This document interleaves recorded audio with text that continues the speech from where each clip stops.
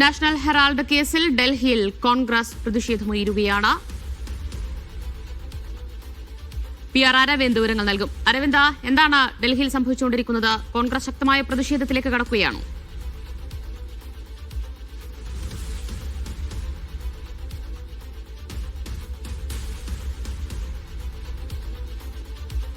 അരവിന്ദ്, കേൾക്കാമോ?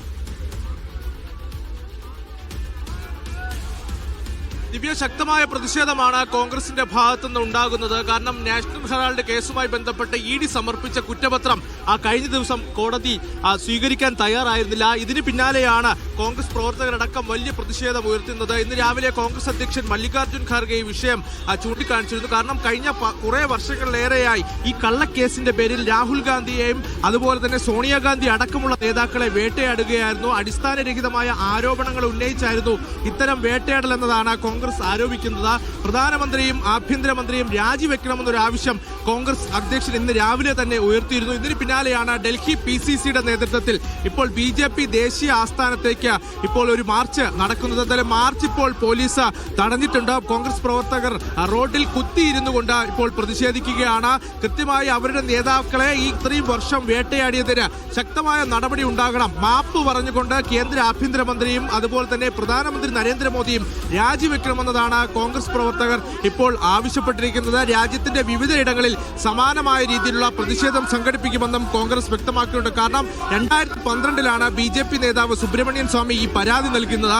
പിന്നീട് 2015 കേസെടുക്കുന്നു. അതിനുശേഷം ഇത്രയും വർഷം ഇതുമായി ബന്ധപ്പെട്ട വേട്ടയാടൽ നടന്നു. 2022 ഏകദേശം 55 മണിക്കൂറോളമാണ് രാഹുൽ ഗാന്ധിയെ ഈ കേസുമായി ബന്ധപ്പെട്ട് ചെയ്തത്. മല്ലികാർജ്ജുൻ ഖാർഗെയും അതുപോലെ തന്നെ സോണിയാഗാന്ധിയെയും ചോദ്യം ചെയ്തു. ഇത് അടിസ്ഥാനരഹിതമായ ഭരണഘടനാ വിരുദ്ധമായിരുന്നു. കാരണം കൃത്യമായ തെളിവുകളില്ല എന്നതാണ് പ്രധാനമായും ഇപ്പോൾ കോടതിയിൽ കഴിഞ്ഞ ദിവസം അടക്കം ചൂണ്ടിക്കാണിച്ചത്. കാരണം FIR പോലും രജിസ്റ്റർ ചെയ്യാത്തൊരു കേസിൽ എങ്ങനെയാണ് ഇത്തരത്തിൽ കുറ്റപത്രം സമർപ്പിക്കുക എന്നതാണ് കോടതി കഴിഞ്ഞ ദിവസം ചോദിച്ചത്. എന്തായാലും കോടതി ഉത്തരവിനെ അടക്കം ചോദ്യം ചെയ്തുകൊണ്ട് ഹൈക്കോടതിയെ സമീപിക്കുവാൻ ഇപ്പോൾ ED നീക്കം ആരംഭിച്ചിരിക്കുന്നത്. അതേസമയം ഈ ശക്തമായ പ്രതിഷേധം തുടരുമെന്ന് തന്നെ ഇപ്പോൾ വ്യക്തമാക്കിയിട്ടുണ്ട്. എന്തായാലും BJP ആസ്ഥാനത്തേക്കുള്ള വഴി മുഴുവനായി ബാരിക്കേഡുകൾ ഉയർത്തിക്കൊണ്ടാണ് ഇപ്പോൾ പോലീസ് തടഞ്ഞിരിക്കുന്നത്.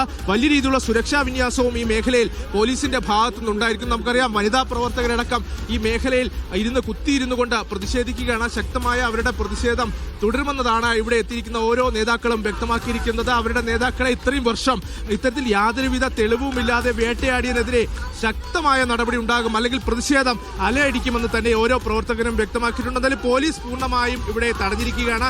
കോൺഗ്രസ് പ്രവർത്തകരടക്കം ഈ മേഖലയെ തടഞ്ഞുകൊണ്ട് തന്നെയാണ് പോലീസ് ഇതിനെ പ്രതിരോധിക്കുന്നത്. ഇവിടെ നിന്ന് ഏകദേശം 100 മീറ്റർ മാത്രമാണ് BJP ആസ്ഥാനത്തേക്കുള്ളത്. എന്തായാലും പ്രതിഷേധം അവസാനിപ്പിക്കില്ല, ഈ പ്രതിഷേധം തുടരുമെന്ന് തന്നെ കോൺഗ്രസ് വ്യക്തമാക്കിയിട്ടുണ്ട്. കാരണം ഇത്രയും വർഷം തങ്ങളുടെ നേതാക്കളെ വേട്ടയാടിയത് അതിനും BJPയും അതുപോലെ തന്നെ കേന്ദ്ര ആഭ്യന്തരമന്ത്രിയും പ്രധാനമന്ത്രിയും മാപ്പ് പറഞ്ഞുകൊണ്ട് രാജിവെക്കണം എന്നതാണ് ഇപ്പോൾ കോൺഗ്രസ് ആവശ്യപ്പെടുന്നത്.